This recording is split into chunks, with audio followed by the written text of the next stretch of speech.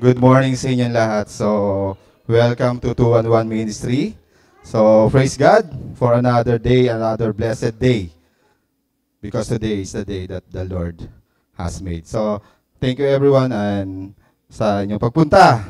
And we prepare you all by the work of the Holy Spirit.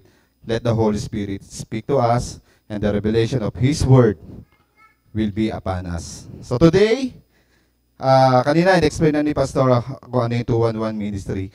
So, it came from Philippians 2, chapter 11. Two hands, one heart, one life, totally surrendered and committed to the Lord. So, we are in a product of the sinful world. But now, as we accept Jesus as our Lord and Savior, we are now living in the presence of God.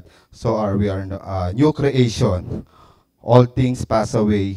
Behold, new things will come.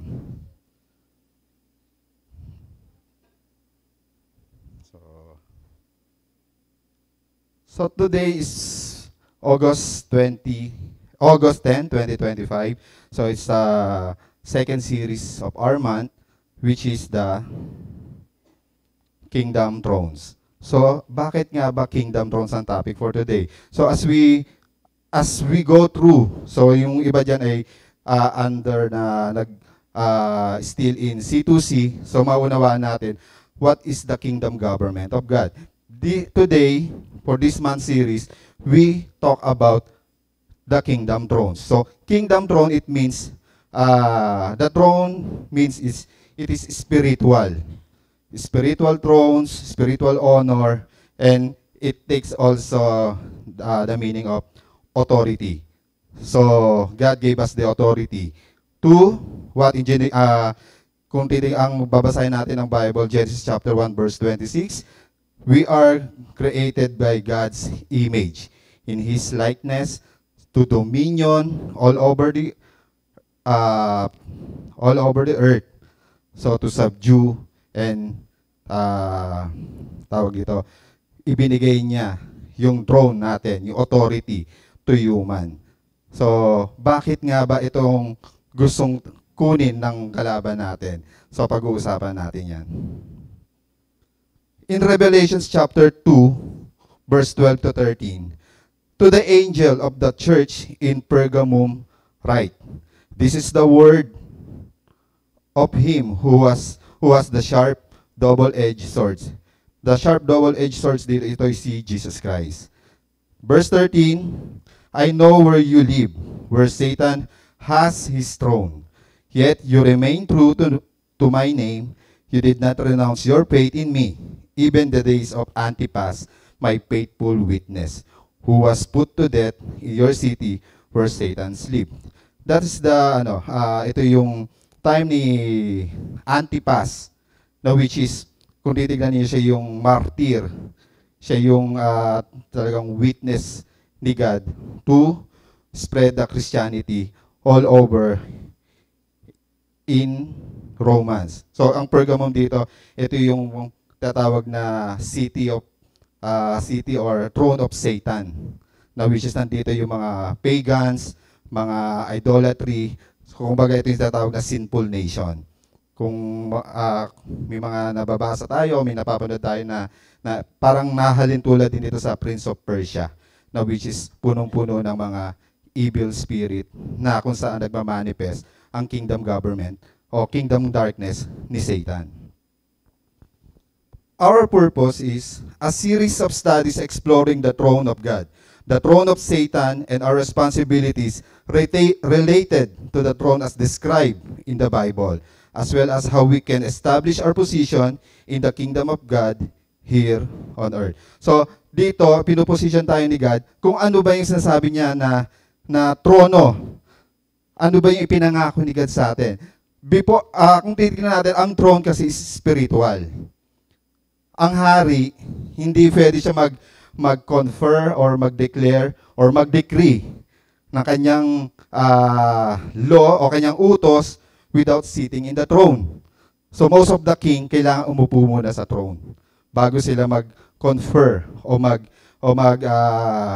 mag-decree ng kanilang gustong iutos sa mga tao. So same lang din sa atin. God gave us the authority, but may problema tayo. Hindi tayo nakaupo sa trono natin. Who's sitting in our throne? Pag-uusapan natin. For our outline, last series natin, series number 1, Throne of Man and a Woman. Series number 3, for the next series natin, Throne of God. And the 4th series, Throne of Grace. And the last series natin is Throne of Judgment. Etong series natin is medyo controversial. Alam nyo ba, for the past week na pinag-aaralan ko to, gumagawa ko ng PowerPoint, grabe atake sa akin. Alam mo bakit? Ayaw niya kasi ma-expose, kaya pinapatulog niya ako. So every time na binubuksan ko tong PowerPoint ko, pinag-aaralan ko, sabi ko sa inyo, ang tako ko sa tulog. Ay, talagang ino-offer ako ng enemy na matulog ka na lang. Magpahinga ka na lang, masyado kang pagod sa trabaho, sa gawain mo. Huwag mo nang pag-aralan yan. Kasi alam nyo bakit? Ma-expose lang siya. So our series number 2, for our second series, this month, August, Throne of Satan. So, sabi sa inyo, medyo controversial, masyado natin binibigyan ng credit si Satan, na which is in the Bible, parang siya na lang laging pinag-usapan in terms of sinful. Huwag natin siya masyadong bigyan ng credit. Mas bigyan natin ng credit how to talk to Jesus, how to know more about Jesus Christ and God's salvation to us, and God promised to us na ipinangako niya since the foundation of the earth. But bigyan natin siya ng konting knowledge about throne of Satan, which is ito ang problema ng bawat Kristiyano. So hindi lang mga unbelievers, but also the Christians, na they claim that they are all Christians, but they have their own problem na about the authority, but their authority ay hindi silang nagmamanifest, but the enemy who sit in the throne. Sabi nga sa Bible, di ba, we are the body of Christ, the temple of the Holy Spirit, but the Holy Spirit itself, akala natin as a Christian, siya yung nagte-temple sa atin, which is once you are accept Jesus your Lord and Savior, we are the temple of the Holy Spirit, which is the Holy Spirit or Jesus Christ sitting in us. Hindi siya standing. Nakaupo siya sa atin, sitting. But we have problem here na ang naninirahan sa atin, hindi ang Holy Spirit, which is the evil spirit, which is the Satan. So bakit? In Isaiah chapter 14, verse 12 to 15, how art thou fallen from heaven, O Lucifer, which is known as Satan, son of the morning? How art thou cut down to the ground, which didst weaken the nation? 13, for thou hast said in thine heart, I will ascend into heaven, I will exalt my throne above the stars of God. The stars of God, ano ba ito? This is the 7 angels. The 7 angels, which is the seraphims. Ito yung sila, Michael, Gabriel, Raphael, and the rest. And the next to the sitting throne of God's is the seraphims, then the 24 elders. And the next is the cherubims, which is Satan or si Lucifer belongs to the angels, which is the cherubims. So, ang sabi niya rito, I will ascend into heaven. I will exalt my throne above the stars of the heaven.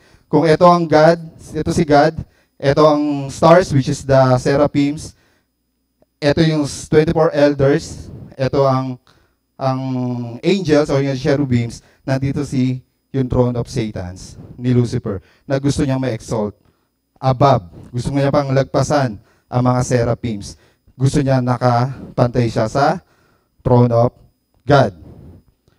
I will sit also upon the mount of the congregation in the sides of the north. Sa kingdom, si God nakaposition ang throne niya in the north, which is nakaharap sa kanyang mga 7 seraphims, 24 elders. and the angels of the cherubim. I will ascend above the height of the clouds. I will be like the Most High. So ito yung problema ni Satan.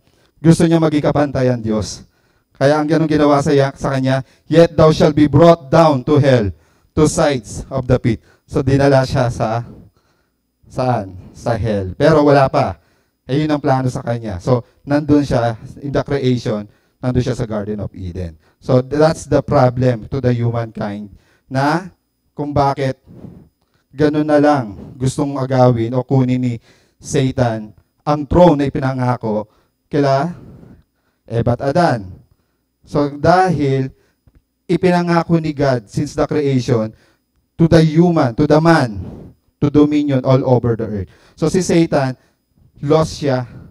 So yung mga evil niya, wala rin silang trono dito. So that's why kailangan niya ng man para makiupo siya. Para ma-manifest niya kung ano yung gusto niya, kung ano yung plano niya. Hindi niya naman kailangan ng katawan natin eh. Ang ginagawa lang ni Satan is to deceive us. Dahil ang gusto niyang mapangako, yung pangako ni God ay mapunta sa kanya. Na which is, ipinangako ni God ang earth sa human. The heaven belongs to earth, to God, and the earth belongs to the man. Our first topic is the throne grab from Adam and Eve. So this is yung sinabi ko sa inyo kanina, na gusto niyang kunin kung ano yung trono na ipinangako ni God sa atin, to dominion all over the earth. Kung babasahin natin ang Job chapter 1, so may kita na sabi when the angels before the presence of God and nandun din si Satan, sabi ni God kay Satan, Satan, where are you from? I'm in the earth walking around. So, ibig sabihin, si Satan, sa mga evil spirit, naglalakad lang. So, hindi sila stable. If you read the Bible or ang mga angels naka-station, hindi sila yung palakad-lakad. The angels was stationed, not nag-aantay lang ng command o authority ng sons of God. And samantala, ang mga evil or Satan, aligaga sila. Naghahanap sila ng human na pwede silang makisit in para makapag-manifest yung evil works. In Luke chapter 4, verse 5 to 7, the devil led him up to a high place and showed him in an instant all the kingdoms of the world. And he said to him, I will give you all their authority and splendor, for it has been given to me. I can give it to anyone I want to. So if you worship me, it will all be yours.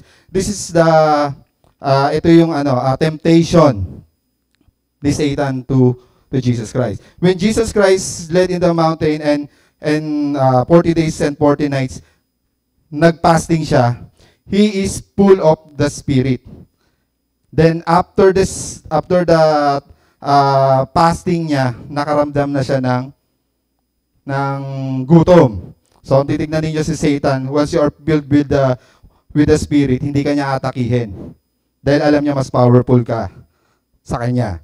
But, after na magkaroon ka ng nag-weak yung yung last of the flesh mo, nandyan na yung offer ni Satan to you. Nandyan na yung temptation. Kaya nga sasabi testing and trials. But, tested by trials. So, most of the Christian dumaraan sa testing and trials to know that they are all tested by trials, that they have faith, they have word na receive nila, and the enemy will testing them and give them trials para to consider that their word is developed into faith. So, ito yung temptation ni Satan kay Jesus Christ na ibibigay ko ang lahat sa iyo, the authority and splendor, for it has been given to me. And I can give it anyone I want to. Kung makita niyo ito, nandito yung twist. Alam ni Satan yung word, but hindi niya alam kung paano i-apply ng tama ang word. Tinetest niya si Jesus Christ kung talaga siya ang Messiah. But, ang sabi dito ni Jesus Christ, serve your God alone. So, nakipakita ni Jesus Christ kung ano ba talaga siya. He is King of Kings, He is Lord of Lords. In second point natin, the throne that Jesus exposed. So may kita natin dito, si Satan, through Jesus Christ, in-expose siya. Because Jesus Christ is the light of the world. So every darkness, kung ano yung mga darkness sa buhay natin, once you receive Jesus Christ, magsashine si Jesus Christ. And yung mga marurumi natin, yung mga dark natin is may expose yan, may kita. So sometimes yung mga Christian, nandun ako sa dati, ito ako, magulo ako. Then I receive Jesus as my Lord and Savior. Na-expose kung ano yung mga dati mong ginagawa through the word of Jesus Christ na nalalaman na natin. Na dati, lasinggero ako. Dati, ganito ako. But as I receive Jesus Christ, parang ayoko na. Nakita na, na-expose na through Jesus Christ yung dati kong ginagawa. So, our second topic is to expose the throne that Jesus exposed. In Luke chapter 4, verse 18, the Spirit of the Lord is on me, because He has anointed me to preach good news to the poor. He has sent me to proclaim freedom for the prisoners and recovery of sight for the blind, to release the oppressed. So may kita natin dito yung wisdom, yung revelation ni God in terms of this sa scriptures na to, kung paano na-expose ang throne through Jesus Christ. Bakit? May kita natin ang Christian or unbelievers, or most of the people na they are claiming that they are religious, that they are a Christian. But the Bible said that your righteousness is filthy rags. Marami sa atin na righteous. Self-righteousness ang tawag dito. But your righteousness is filthy rags in the eyes of God. Bakit? The righteousness came only from Jesus Christ. So we are all sins. In book of Romans, we are all sinners, or we are all sins and fall short of the glory of God. But in 1 John, God gave us the right to become a children through His Son Jesus Christ. So we are all righteous in the eyes of God because of Jesus Christ. If you accept Jesus as your Lord and Savior, Jesus Christ, He's sitting in your throne. Meaning to say, may upo siya. Kaya nga sabi kung babasahin natin yung nanay ba ni John and James kay Jesus Christ, sabi, Lord, let my son seated in your left and one in the right. And Jesus said, hindi ako ang magde-decide kung sinong uupo sa aking kanan o sinong aking uupo sa kaliwa. Ang tanging Diyos Ama ang nakakaalam. Kasi we are the one na binigay yung promise sa atin ni God to dominion. Meaning to say, we have full authority. Binigyan tayo ng spiritual authority. Because sabi nga, whoever controls the spiritual, controls the physical. Or the supernatural controls to natural. So, hindi tayo, most of the Christian, gusto natin mag-heal the sick. Gusto natin magkaroon tayo ng increase. But wala tayo sa ating position. Wala tayo sa trono natin. That's why yung throne kasi is position. That is the position na para magkaroon ka ng authority. Kung titignan natin, hindi ka pwede. Kunwari, ako ay isang empleyado. Before, naging messenger ako, naging kung anong mababang position, wala akong authority para utusan yung tao. Why? Kasi yung position ko ito. But if the company promote you as a manager or supervisor, you have the authority because throne is the position. So you have the authority to decree or utusan mo kung sino mas lower position sa iyo. But the lower position cannot be controlled the higher position. So, but God gave us the authority, the spiritual authority, the position, and Jesus Christ will sitting us in the throne so that we can heal the sick, cast out demon, raise the dead, and cleanse the leper. So, ano ba ang makikita natin? Paano ba na-expose ang Christian?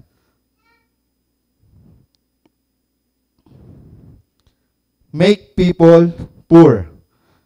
Poor in spiritual, physical, emotional, relationally, financially, and socially. So dito may kita na ang isang Kristiyano ay not sitting on the throne kasi sila ay mahirap. Dahil sila ay eto lang.